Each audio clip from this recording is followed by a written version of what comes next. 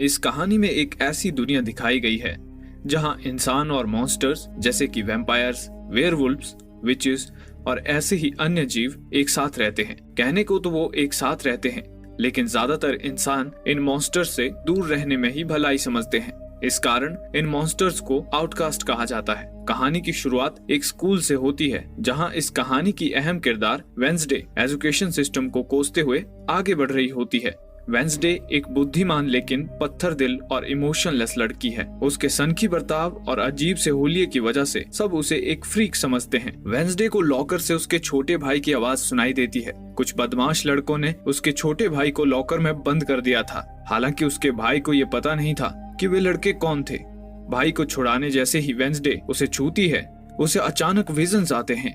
उसे दिखता है कि कुछ लड़के उसके भाई को जबरदस्ती लॉकर में बंद कर रहे हैं। दरअसल कुछ दिनों से उसे किसी भी चीज को छूते ही विजन्स आने लगे हैं। इन विजन्स में उसे उस चीज का भूत, भविष्य, वर्तमान दिखता था। हालांकि उसने अभी तक ये बात किसी को बताई नहीं थी। वो गुस्से में उन लड़कों की खबर लेने स्विमिंग पूल जाती है, जहां वे लड़के तैर रहे थे। लड़के उसे देखकर उसका मजाक उड़ाने लगते हैं, लेकिन उन्हें ये पता नहीं होता कि वेंसडे उनके साथ एक दर्दनाक मजाक करने वाली है। वेंसडे खून की प्यासी पिराना मछलियों को पूल में छोड़ देती है। वो मछलियां उन लड़कों का पिछवाड़ा चबा जाती हैं। ये दर्दनाक नजारा देखकर वेंसडे के चेहरे पर एक खूंखार मुस्कान उभर आती है, लेकिन उसकी इस हरकत की वजह से उसे स्कूल से निष्कासित कर दिया जाता है। इसके बाद वेंसडे के माता पिता उसका दाखिला नेवरमोर एकेडमी में करवाते हैं। नेवरमोर नाम का ये स्कूल बाकी स्कूलों से काफी अलग है, क्योंकि इस स्कूल में सिर्फ आउटकास्ट बच्चे ही पढ़ाई करने आते थे। वेंसडे के माता पिता ने भी इसी स्कूल से शिक्षा प्राप्त की थी। हालांकि वेंसडे उनके इस फैसले से नाराज है। उसे लगता है कि ये स्कूल भी बाकी स्कूलों की तरह ही बेकार होगा।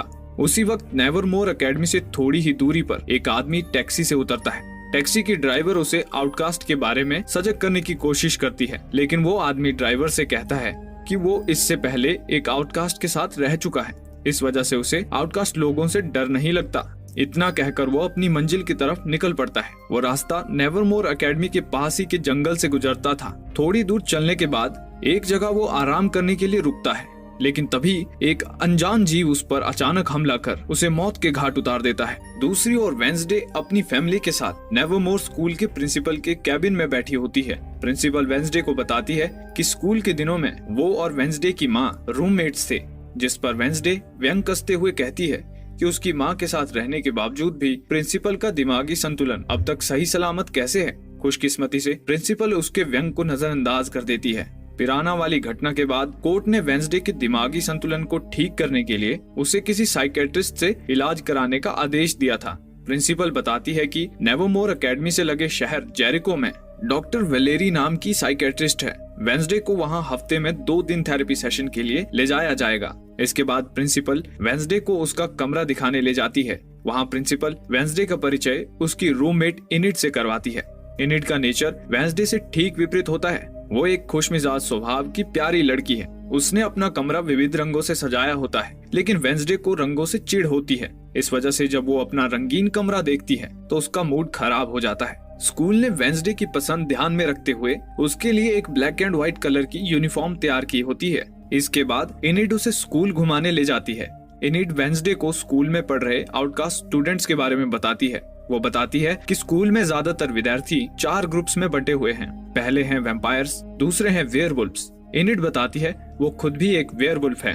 इसके बाद आते हैं साइरन, जिनके पास अपनी आवाज से दूसरों को वश में करने की शक्ति होती है। और आखिर में आते हैं गॉर्गून्स, जिनके पास किसी को भी पत्थर में बदलने की शक्ति होती है। स्कूल में दूसरे आउटकास्ट स्टूडेंट भी हैं, लेकिन ज्यादातर स्टूडेंट्स इन्हीं 4 आउटकास्ट से आते हैं। कुछ देर बाद वेंसडे के माता पिता उससे विदा लेते हैं। जाने से पहले वेंसडे की माँ वेंसडे से कहती है कि वो गलती से भी यहाँ से भागने की कोशिश न करे, जिस पर वेंसडे बदतमीजी से कहती है वो वहाँ से जरूर भागेगी और शायद ये उन दोनों की आखिरी मुलाकात है।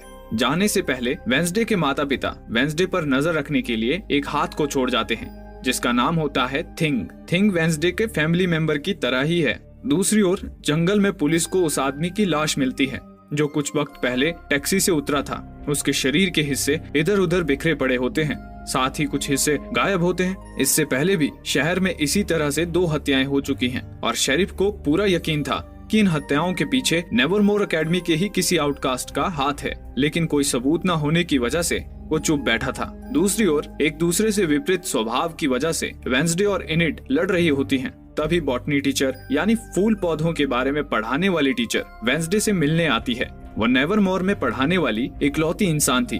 वो उन दोनों का झगड़ा सुलझाती है और वेंसडे को वेलकम के तौर पर एक फूल देकर वहाँ से चली जाती है। अगले दिन वेंसडे तलवारबाजी का अभ्यास करने जाती है। वहाँ बियांका नाम की लड़की पहले से अभ्यास कर रही थी। बियांका एक सायरन है। सायरन वो आउटकास्ट होते हैं जो अपनी आवाज से दूसरों को अपने वश में कर सकते हैं। बियांका स्कूल की सबसे पॉपुलर हस्ती है। वो पढ़ाई के साथ साथ बाकी एक्टिविटीज में भी काफी होशियार है। बियांका तलवारबाजी में रोवन नाम के लड़के को हराती है और घमंड से टीचर को पूछती है कि क्या यहाँ कोई ऐसा तलवारबाज नहीं है जो उसे हरा पाएगा। ये सुनते ही वेंसडे उसे चैलेंज करती है। इसके बाद उन दोनों के बीच तलवारबाजी शुरू होती है। वेंसडे काफी फुर्ती से पहला पॉइंट अपने नाम करती है, तो वहीं दूसरा पॉइंट बियांका अपने नाम करती है। साथ ही वो वेंसडे को ये कहकर उकसाती है कि उसे मिला हुआ पॉइंट तो बिगिनर लक था। ये सुनते ही गुस्से से पागल हो चुकी वेंसडे उसे आखिरी राउंड बिना हेलमेट के लड़ने के लिए चैलेंज करती है। इस राउंड में जो अपने प्रतिस्पर्धी का खून सबसे पहले निकालेगा वही विजेता घोषित होगा। दोनों में काफी तगड़ी फाइट होती है, लेकिन अंत में बियांका वेंसडे को माथे पर एक घाव देकर जीत जाती है।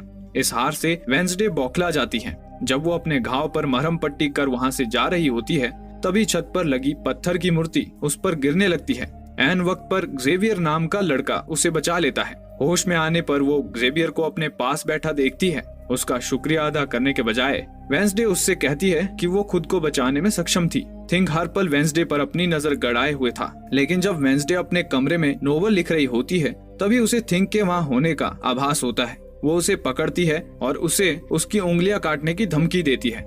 फिर वो थिंग से कहती है कि अगर वो अपनी उंगलियां बचाना चाहता है तो उसे वेंसडे के लिए काम करना पड़ेगा। डर के मारे थिंग मान जाता है। वेंसडे स्कूल से भागने का प्लान बना रही होती है और वो इसमें थिंग को भी शामिल कर लेती है। अगले दिन वो प्रिंसिपल के साथ थेरेपी सेशन के लिए साइकेट्रिस्ट के पास जाती है। हालांकि वो साइकेट्रिस्ट के भरसक कोशिश करने के बावजूद भी उसके साथ कुछ शेयर नहीं करती। उसके दिमाग में कुछ और ही चल रहा था। वो बड़ी चालाकी से बाथरूम के रास्ते वहाँ से भागने में कामयाब हो जाती है। वहाँ से भागते वक्त वो एक फल बेचने वाले आदमी से टकरा जाती है। टकराते ही उसे उस आदमी की भविष्य में होने वाली मौत का विजन दिखाई देता है। जाते जाते वो एक कॉफी शॉप में कॉफी पीने रुकती है। वहाँ उसकी मुलाकात शेरिफ के बेटे टाइलर से होती है, जो उस कॉफी शॉप में काम करता था। वेंसडे कॉफी की मांग करती है, लेकिन कॉफी मशीन में कुछ गड़बड़ी आई थी और मशीन को ठीक कराने की इंस्ट्रक्शन मैनुअल की किताब इटालियन में थी, जो टाइलर को पढ़नी नहीं आती थी। तब वेंसडे, जिसे इटालियन पढ़ना आता था, वो मशीन ठीक करने में उसकी मदद करती है। बदले में वो उसे बस स्टैंड तक लिफ्ट देने के लिए कहती है। टाइलर को काम होने की वजह से वो उसे वहाँ थोड़ी देर इंतजार करने के लिए कहता है। तभी कुछ नॉर्मल इंसानी लड़के वहाँ आते हैं और वेंसडे की नेवरमोर की यूनिफॉर्म देखकर उसके साथ बदतमीजी करते हैं। दरअसल शहर में ज्यादातर लोग आउटकास्ट से नफरत करते थे और आउटकास्ट का शहर में आना उन्हें पसंद न था। हालांकि वेंसडे उन लड़कों की पिटाई कर उन्हें अच्छा सबक सिखाती है। तभी शेरिफ और प्रिंसिपल वहाँ आते हैं। शेरिफ वेंसडे का नेम एडम्स है, ये जानते ही उसे कहता है कि उसके पिता को मर्डर के लिए सलाखों के पीछे होना चाहिए था, लेकिन वो पैसों के दम पे खुला घूम रहा है। शेरिफ वेंसडे को चेतावनी देता है कि वो हमेशा उस पर नजर रखेगा। फिर प्रिंसिपल वेंसडे को लेकर वापस स्कूल की तरफ निकल पड़ती है। रास्ते में एक गाड़ी का एक्सीडेंट हुआ होता है, जिसका ड्राइवर मर चुका था। ये वही फल बेचने वाला आदमी था जो कुछ देर पहले वेंसडे से टकराया था। बहरहाल वेंसडे का भागने का प्लान फेल हो चुका था। रात में वेंसडे अपना मूड ठीक करने के लिए वायलिन बजाती है। सब उसके इस टैलेंट का आनंद लेते हैं, लेकिन खुद वेंसडे के मूड में कुछ खास सुधार नहीं होता। तभी इनिड वहाँ आती है। आज फुल मून नाइट होती है, इस वजह से सभी वेयरवुल्फ चांद को देखकर चिल्ला रहे होते हैं। लेकिन इनिड को नॉर्मल रूप में देखकर वेंसडे उससे पूछती है कि वो अपने वेयरवुल्फ रूप में क्यों नहीं है। इनिड उसे बताती है कि वो अभी पूरी तरह से वेयरवुल्फ बनी नहीं है। वैसे तो उसकी माँ ने उससे कहा है कि वो देर सवेर वेयरवुल्फ बन ही जाएगी, लेकिन उसे चिंता है कि अगर ऐसा नहीं हुआ तो उसे उसकी बिरादरी से निकाल दिया जाएगा और उसे पूरी जिंदगी अकेले ही रहना पड़ेगा। कुछ देर बाद थिंग टाइलर के घर पर जाता है और उसे वेंसडे के साथ वीडियो कॉल पर बात करने के लिए कहता है। वेंसडे उससे पूछती है कि क्या वो अभी भी भागने में उसकी मदद करना चाहता है। बदले में वेंसडे उसे इनाम भी देने की पेशकश करती है। टाइलर कहता है कि वो उसकी मदद करेगा, लेकिन उसे कोई इनाम नहीं चाहिए। अगले दिन शहर में एक फेस्टिवल होने वाला था।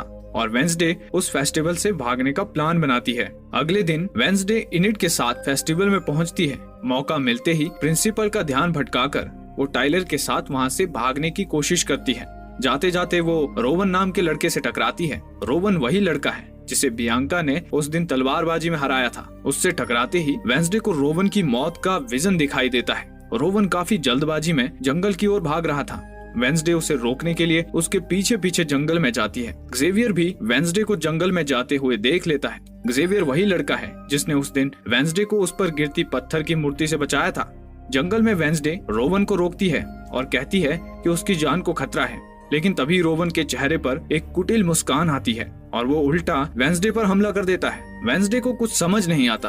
तब रोवन वेंसडे को एक ड्राइंग दिखाता है जिसमें वेंसडे की तरह दिखने वाली एक लड़की खड़ी थी और उसके पीछे नेवरमोर जलकर तबाह हो रहा था। रोवन वेंसडे को बताता है कि उसकी माँ भविष्य देख सकती थी और उन्होंने 24 साल पहले ये ड्राइंग बनाई थी।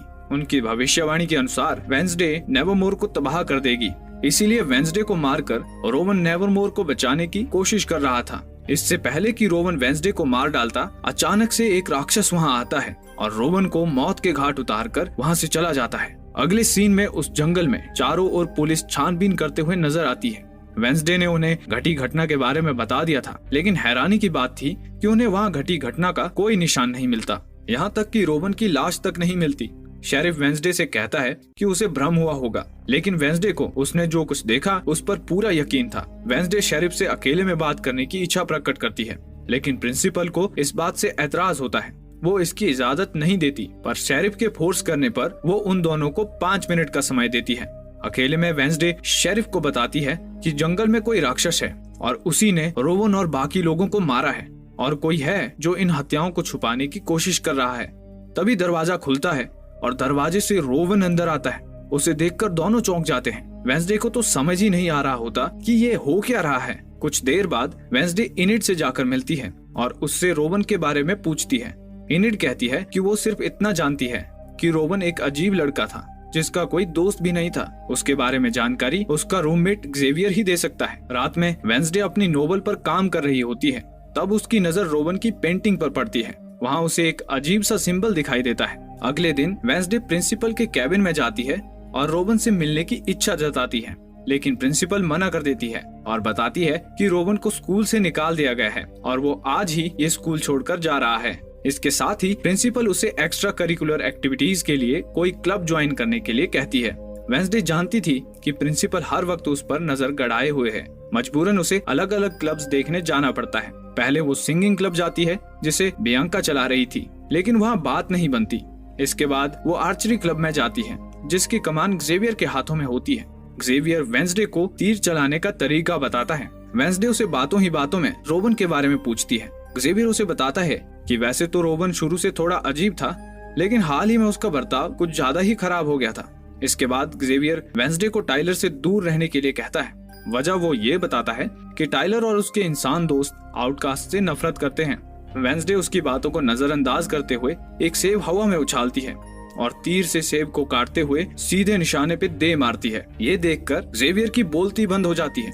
इसके बाद वो हमर्स क्लब पहुंचती है जहां मधुमक्खियों के बारे में सिखाया जाता है, लेकिन जब वो वहां पहुंचती है तो उसे सिर्फ एक ही लड़का वहां दिखाई देता है। उस लड़के का नाम यूजीन था और वो अकेला ही उस क्लब को चला रहा था, क्योंकि उसके अलावा वहां और कोई नहीं आता था। यूजीन और वेंसडे में बातें चल रही होती हैं कि तभी थिंग वहां आता है और इशारे से कहीं चलने के लिए कहता है। जब वेंसडे उसके पीछे जाती है तो उसे रोवन दिखाई देता है। रोवन अपना सामान लेकर वहां से जा रहा था।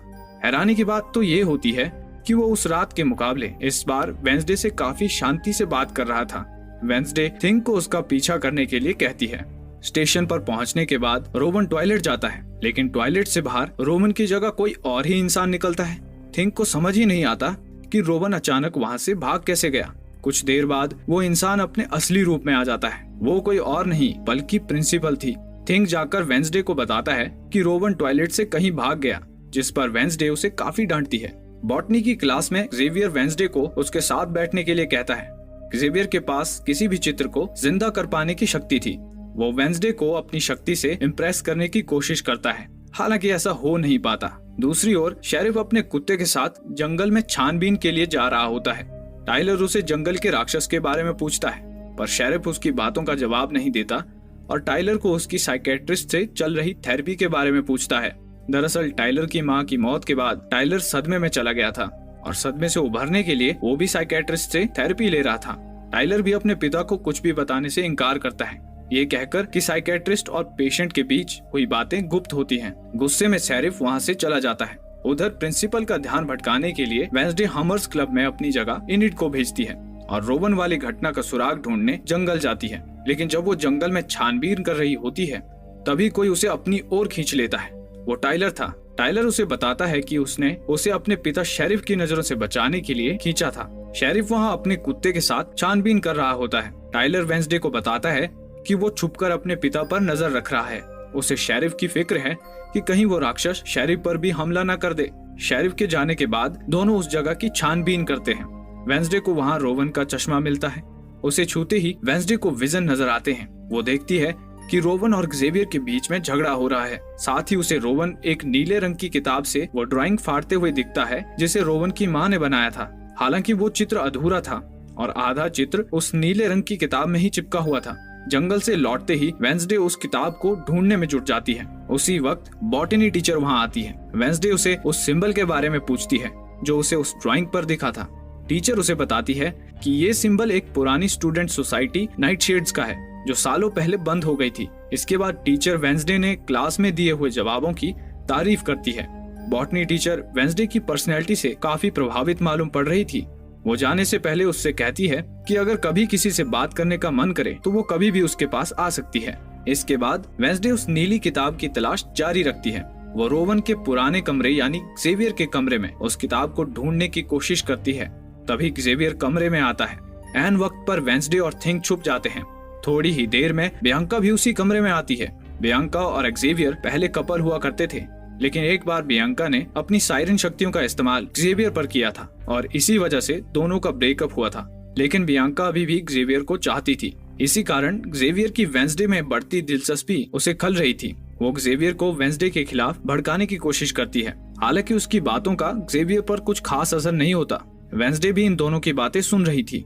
बियांका उसे बताती है कि अगले दिन होने वाले एडगर एलन पोए कंपटीशन में वो वेंसडे की रूममेट इनिड को हराकर वेंसडे को नीचा दिखाने वाली है। जब वेंसडे अपने कमरे में पहुंचती है तब इनिड कमरे में रो रही होती है। इनिड बताती है कि उसकी टीम की एक लड़की की तबीयत अचानक बिगड़ गई और वो कंपटीशन से बाहर हो गई है। वेंसडे समझ जाती है कि ये सब बियांका का किया धरा है। वो बियांका को अच्छा सबक सिखाने का ठानती है। वो उस लड़की की जगह खुद को टीम में शामिल करने के लिए कहती है। अगले दिन एडगर एलन पो कंपटीशन था। ये कंपटीशन स्कूल के सबसे मशहूर विद्यार्थी एडगर एलन पो की याद में हर साल आयोजित किया जाता था। इस कंपटीशन में पहले नाव से तैरते हुए नदी के दूसरे किनारे जाना होता है। उसके बाद जंगल के अंदर जाकर अपनी अपनी टीम का फ्लैग लेकर वापस लौटना होता है। मजे की बात यह है कि इस प्रतियोगिता में कोई रूल्स नहीं है। बियांका चीटिंग कर पिछले 2 सालों से इस कप को अपने नाम कर चुकी है। अगले दिन प्रतियोगिता शुरू होती है। हमेशा की तरह इस बार भी बियांका ने जीतने का पूरा इंतजाम किया था। साइरन्स के पास पानी में जलपरी या जलपरा बनने की शक्ति होती है। बियांका का एक साइरन साथी वैम्पायर्स की नाव को पानी में डुबोता है।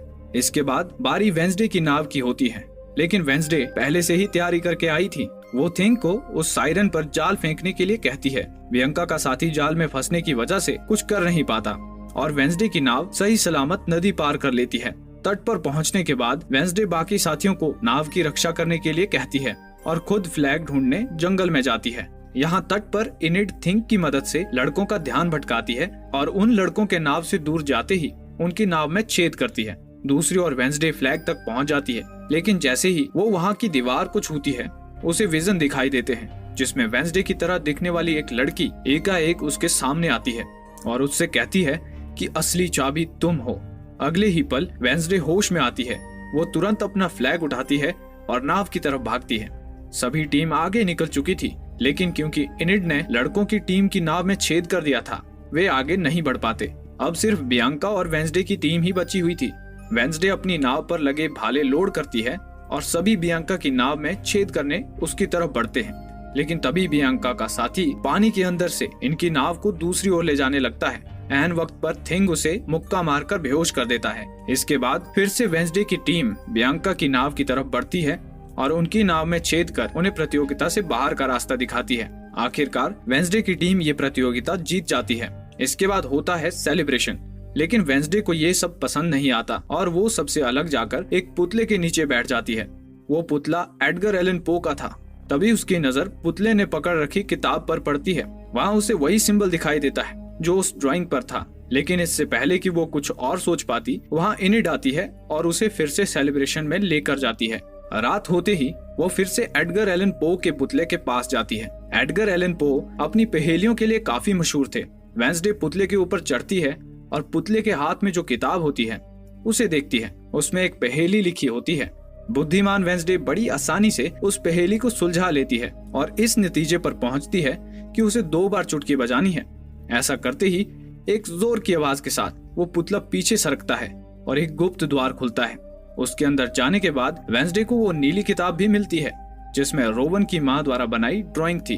वो उस किताब को देख ही रही होती है, तभी अचानक कोई उस पर काला कपड़ा डाल देता है और ये एपिसोड यहीं समाप्त हो जाता है। इस कहानी में और कितने रहस्य खुलने बाकी हैं, जानने के लिए इस कहानी का अगला भाग देखना ना